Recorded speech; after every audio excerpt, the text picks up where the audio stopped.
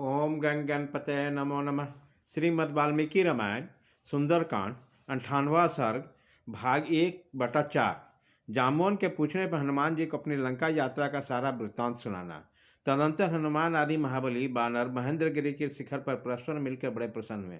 जब सभी महामनस्वी बानर वहां प्रसन्नतापूर्वक बैठ गए, तब हर्ष में भरे हुए जाम्बा ने उस पवन कुमार महाकपि हनुमान से प्रेम पूर्वक कार्य सिद्धि का समाचार पूछा। महाकपि, तुमने देवी सीता को कैसे देखा? वह वहाँ किस प्रकार रहती है और क्रूरकर्मा दशानन उसके प्रति कैसा बर्ताव करता है? यह सब बातें हमें ठीक ठाक बताओ।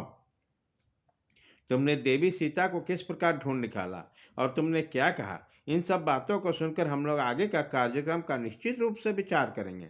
वहाँ किष्किंधा में चलने वाले हम लोग को कौन सी बात कहनी चाहिए और किन बातों को गुप्त रखना चाहिए? तुम बुद्धिमान हो, इसलिए तुम्हें इन सब आदि बातों पर प्रकाश डालो। जामवन को इस प्रकार पूछने पर हनुमान जी के शरीर में रोमांच हो आया। उन्होंने सीता देवी को मन ही मन मस्तक झुकाकर प्रणाम किया और इस प्रकार कहा, मैं आप लोगों के सामने ही समुद्र के दक्षिण तट पर जाने की इच्छा से सावधान हो महेंद्र शिखर के पर्वत से आकाश में उछला था। आगे बढ़कर मैंने देखा कि एक परम मनोहर दिव्य स्वर्णमय शिखर प्रकट हुआ है, जो मेरी राह रोककर खड़ा है। यह मेरी यात्रा के लिए भयानक विघ्न सा प्रतीत हुआ। मैंने उसे मूर्तिमान विघ्न ही माना। उस दिव्य उत्तम स्वर्णमय पर्वत के निकट पहुंचकर मैंने मन ही मन ये विचार किया कि मैं इसे विदीर्ण कर डालूं। फिर तो मैंने उसे अपनी पूंछ पर उससे प्रहार किया।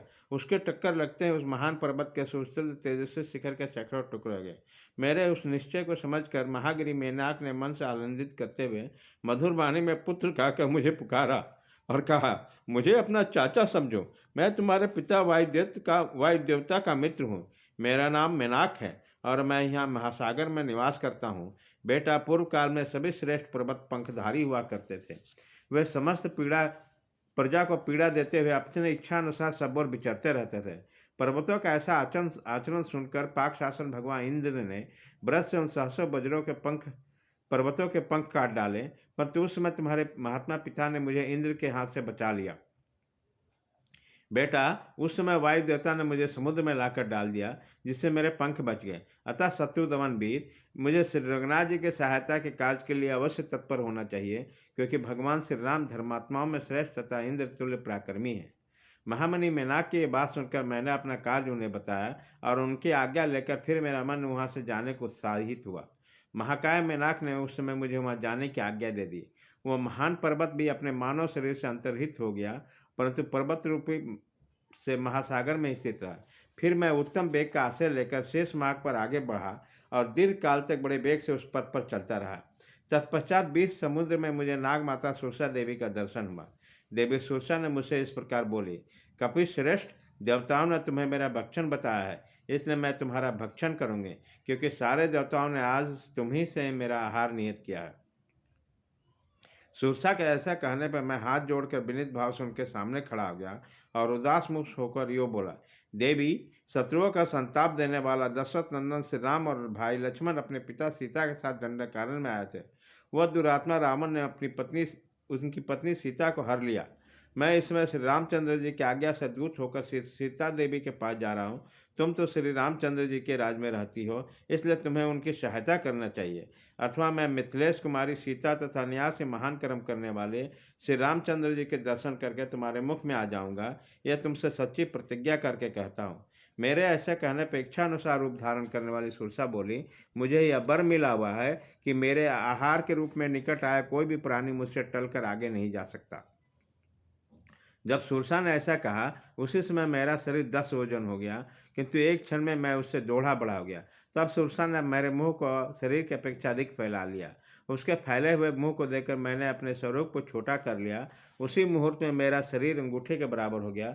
फिर तो मैं सुरसा के मुख में शीघ्र ही घुस गया और तत्क्षण बाहर निकल आया। उसी समय सुरसा देवी ने अपने दिव्य रूप में स्थित होकर मुझसे कहा, सौम्य कपिश्रेष्ठ, अब तुम काश सिद्धि के लिए सुखपूर्वक यात्रा करो।